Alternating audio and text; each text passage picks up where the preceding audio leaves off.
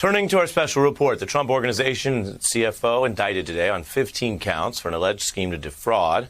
It includes conspiracy, grand larceny, tax fraud, and falsifying or destroying business records.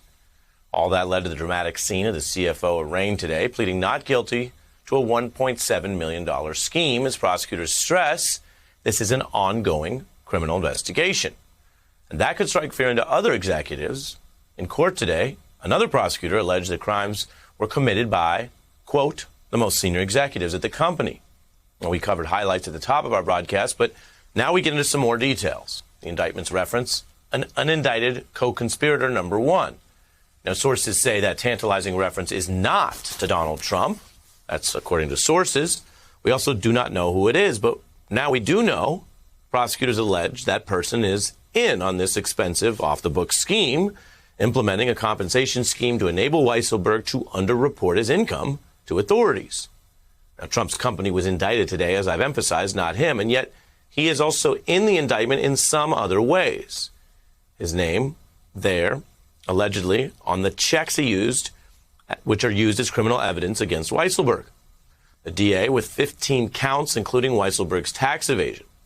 Now, no one can just say whether the whole Trump Organization will be kneecapped by this, but there is Trump in the allegedly incriminating evidence, along with references to those other executives across what is a family business, where the family has certainly gone along for the ride. I'm the largest real estate developer in New York. My company's bigger than it ever was. It's stronger than it ever was. It is a family brand. We have a great family dynamic. I think that's probably the most incredible thing about the Trump Organization. We really, really work well together. My primary job is making sure not to kill the golden goose, which is the brand and the brand that he's created over such a long period of time. That golden goose is under pressure right now. These charges add to the legal and financial pressure that's so familiar to a company rife with these kind of problems you see here. Too many headlines to fit, from civil suits to probes to all the bankruptcies.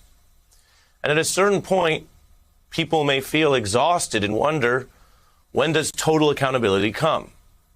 I've discussed that with you in this broadcast. Nicole and I were discussing it earlier tonight. But let's be clear.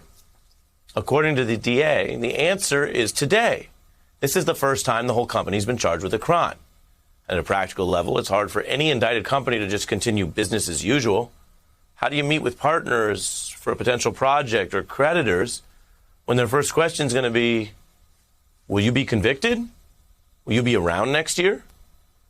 Now, it is also striking what the indictment does not say, and we want to be as clear and objective as possible. This is what I raised with Emily Bazelon in our coverage.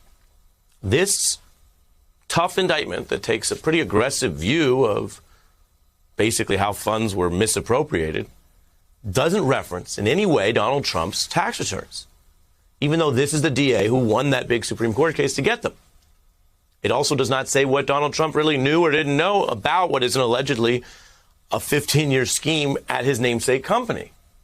Now, prosecutors are clearly calling Weisselberg's bluff or his resistance, and they're doing what prosecutors do. Are squeezing people with criminal evidence to try to get all of the facts, to get to the top of any scheme. Now, again, let me be as objective as possible. Does that mean Trump is definitely at the top of this scheme? Well, prosecutors have to figure that out. I mean, anyone can have a hunch or an opinion. Prosecutors need evidence. They need facts.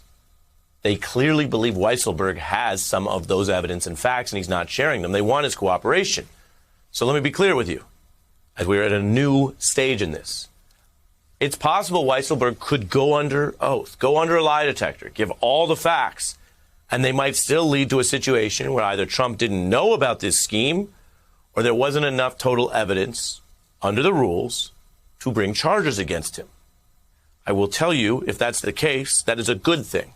It is good if prosecutors and the government get all the facts and then follow the rule of law. I can also tell you the idea that all of this was going on with Donald Trump's CFO for 15 years, if proven, and Donald Trump wasn't in on it, didn't know about it, had no idea about where the extra money was going. Well, that looks to many sources like an unlikely theory of the case, and it's different from what we heard from the former colleague that joined us tonight. Everything had to go through Mr. Trump. He knew about everything and had to be approved by Mr. Trump. He knew about everything. It doesn't mean he wrote everything down.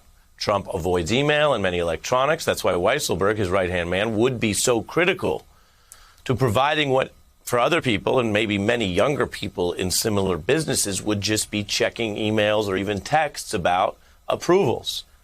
Records that say, yes, do that. Yes, move the money over. Yes, lie about whether it's income. Yes, that will make us more profitable because we won't pay taxes. Prosecutors might be missing all those yeses. They might need Alan Weisselberg to unearth new details that they don't yet know. Donald Trump himself famously doesn't use email, doesn't text. Does Alan Weisselberg use email, use text? I've given the DA an email that they didn't know about. They constantly FedEx between a property in Mar-a-Lago and their property in Boynton Beach. So what's the answer? Does he use email and text? Donald and Alan? Alan personally. He tries not to. He's made some mistakes, but typically no. The indictment alleges 15 years' worth of financial malfeasance and crimes. It could still be the end. It could be where this case ends up. Or Weisselberg could provide information about other individuals or the person who runs the company. It is still unusual for an entire company to be indicted over these kind of crimes. The precedent shows that is true. But today, the Trump Organization, after years of trying to outrun all kinds of criminal and civil probes, including a prior probe by this very Manhattan DA, today the Trump Organization stands indicted. Donald Trump stands accused of being at the helm of a criminal enterprise. I don't care how tired you are of him or these types of stories. As a factual matter, that's not nothing.